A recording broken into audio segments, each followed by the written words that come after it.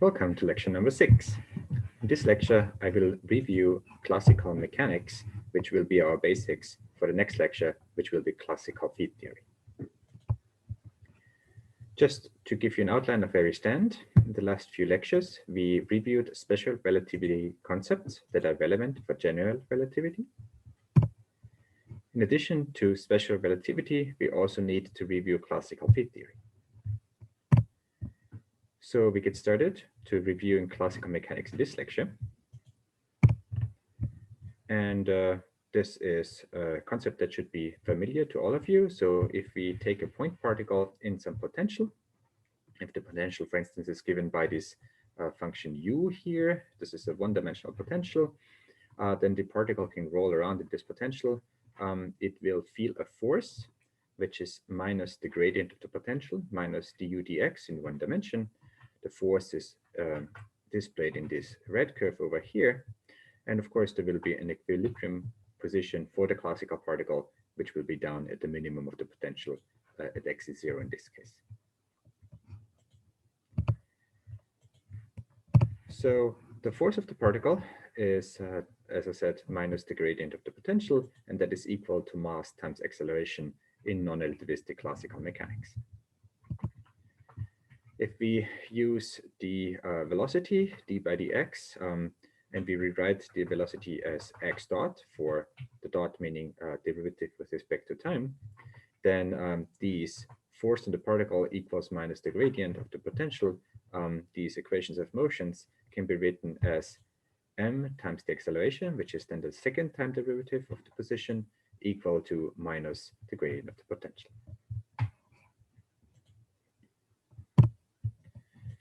We want to formulate this problem in terms of the Lagrangian formulation. And as a reminder, the Lagrangian L is defined as kinetic energy minus potential energy. For the problem at hand, the kinetic energy of a classical particle with mass m is 1/2 m times velocity squared. And the potential energy is just the potential u of x. In terms of our notation where we denote everything using x dots, we can write this as 1/2 m x dot squared minus u of x. So we can see that the Lagrangian for this problem is a function of the coordinate x and the first derivative of x. So it's a function of x and x dot. From the Lagrangian, we can define the action s for the problem. And the action is defined as the infinite integral over time, dt, of the Lagrangian L. Now the claim is that the minimum of s under coordinate changes corresponds and gives us the equations of motions. Let's prove this. So we want to calculate the minimum of the action, which is an extremum. An extremum means that the first order variation of the action has to vanish. I write the variation of the action as delta s, and this needs to be equal to 0 in order for having a minimum. The variation of the action under coordinate changes means that we can we will calculate this integral over dt, and the variation will affect the Lagrangian that's inside the action.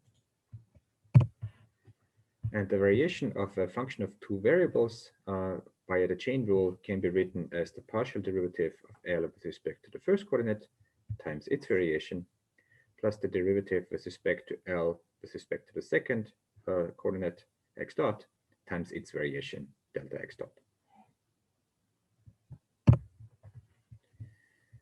We can rewrite this expression by taking this second piece here and noting that the variation of x dot is the variation of the time derivative of x, and the time derivative of the variation of the time derivative is the same as the time derivative of the variation of x. So long story short, we can write this second term as the sum, or rather difference, of two terms, namely the time derivative of dl by dx dot times delta x minus delta x times the time derivative of dl by dx dot. And you can check this is true by sort of noting that the time derivative acting on this first term here cancels exactly the second term, and the time derivative on the second term just gives us delta x dot, which is this term we have here. Now note that if we have an infinite integral dt, then this piece here is just a boundary term, because the integral over dt times the total time derivative with respect to dt means that this gets to be evaluated only at the boundaries, but the boundaries are far, far away at infinity. So unless we have Lagrangian that explodes at the boundaries, we can ignore these boundary terms for the time being. We are left with the other two terms, which is this term here, which is proportional to delta x, and this term here, which is also proportional to delta x. So we can pull out the delta x and find that we have the variation of the action be equal to the integral over dt times the variation times the derivative of the Lagrangian with respect to x minus the time derivative and Lagrangian derivative with respect to x dot. We haven't said anything particular about what that variation in the coordinate is allowed to be, so it can be arbitrary. If we have 0 equals an integral times something that is arbitrary, we can basically pick a particular basis of x with respect to which each of these basis entries has to vanish. And long story short, since this is arbitrary, we can change it such that the only possibility is that this term in bracket has to be vanishing in order for this whole integral to vanish. This leads to the Lagrangian equations of motions, dl by dx minus d by dt dl by dx dot equals to 0.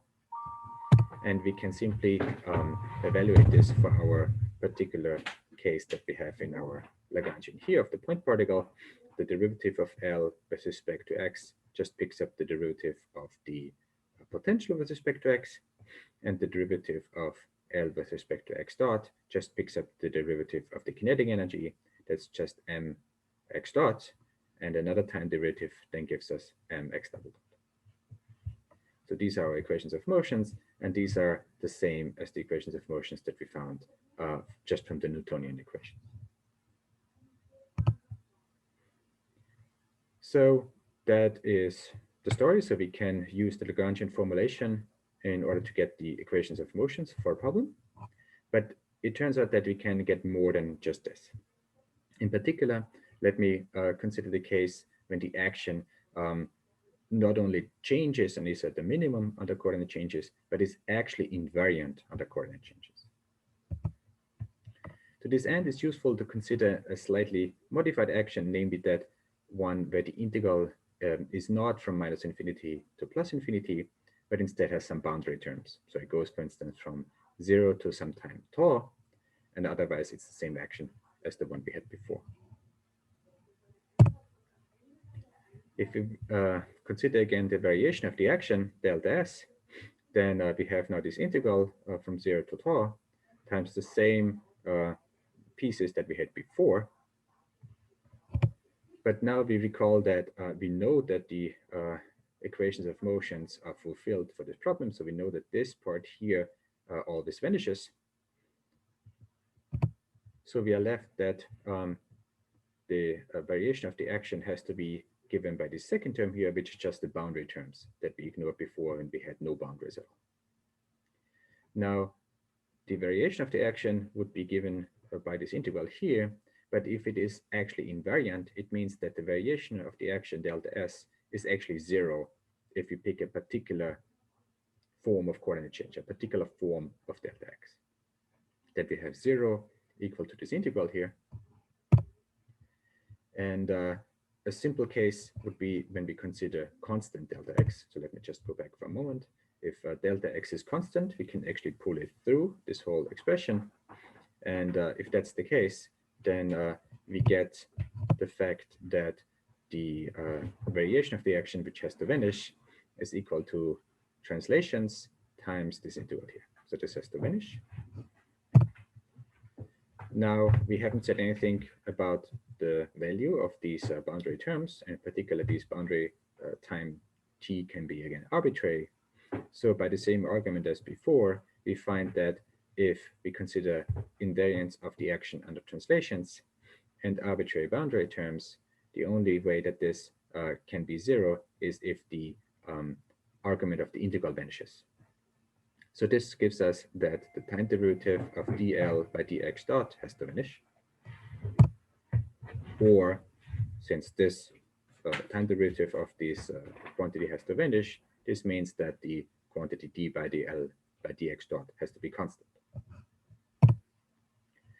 If something is constant, we get what is known as a conservation law, and the conservation law is a direct consequence of this invariance of the action that we just considered.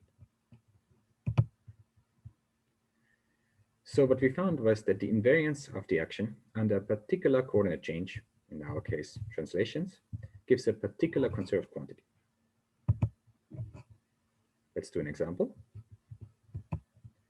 For the free particle Lagrangian, which is our equation 6.2 with vanishing potential, note that if we had a non-vanishing potential, we do not get invariance under translations because the translated potential is not equal to the original potential.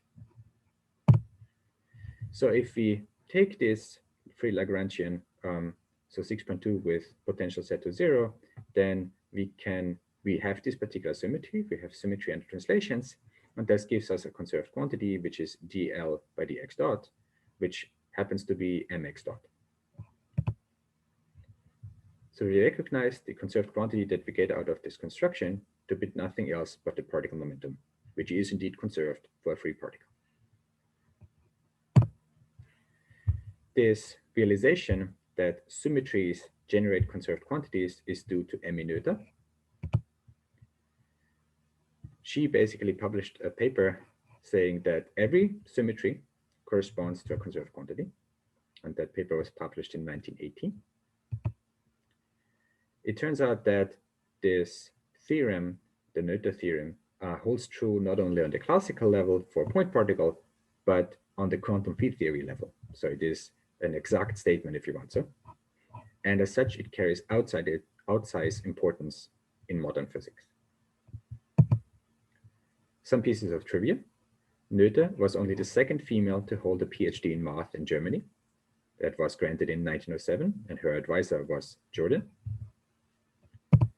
She tried to get a habilitation in Göttingen. Habilitation is basically the possibility to teach classes at the university, which was back then not allowed for female PhDs. And she had two prominent supporters, Hilbert and Klein, but unfortunately the Prussian minister refused, saying that even though she was an exceptional case, he could not waive this requirement that there could be no female university professors, basically. So she had to do as being Hilbert's teaching assistant, essentially. And she basically offered lectures under Hilbert's guidance. And that concludes the present lecture.